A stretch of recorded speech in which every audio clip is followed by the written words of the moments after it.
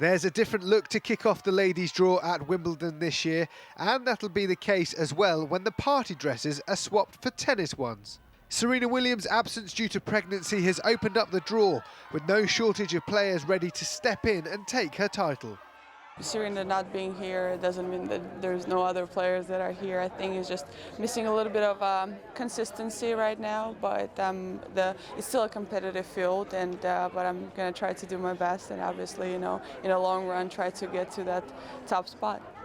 You could make a case for almost a dozen women in this very open draw at Wimbledon this year to lift that famous Venus Rosewater dish with the absence of Serena Williams. Her sister Venus is seeded 10th and at the age of 37 could be in line to lift a 6th title at SW19. Could Britain's Johanna Konta be the one to end the long wait for a home women's singles winner? Or could even Petra Kvitova mark a miraculous comeback from that horrific stabbing injury by claiming a 3rd title? I'm calling it a second career, and I do see things differently, not only tennis, but moments in the life when I really realized that it's much more nicer than I saw it before. So I'm really grateful that I'm still here and to live the moments. I really wish that this time that I can be here and that Wimbledon is not taking from me. So I'm really enjoying the time that I will be here and playing on the All-England club again. Serena not playing doesn't keep her out of the headlines though. John McEnroe's recent comments suggesting she would only be ranked as high as 700th in the men's game don't appear to be going away.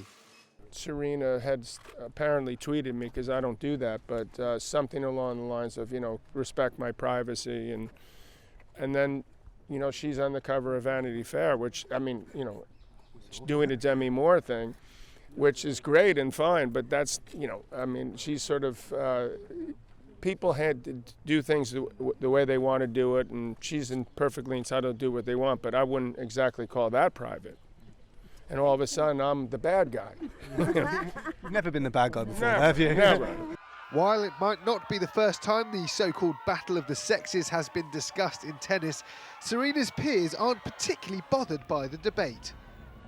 Well, I played a lot with my brothers, but I think it's just such a different level, and I watch a lot, Federer, Rafa, the big names, and I love watching their matches, and I can get always something out of them, but it's just different. We are different body, different strength, so we have to adapt a little bit.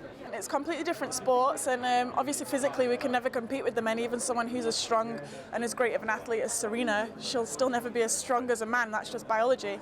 So I think it's unfair to compare the two sports, because physically we can never compete with men. Germany's Angelique Kerber will take to centre court as the top seed, but whether she'll be the last woman standing after a frantic fortnight of tennis is very much anyone's guess.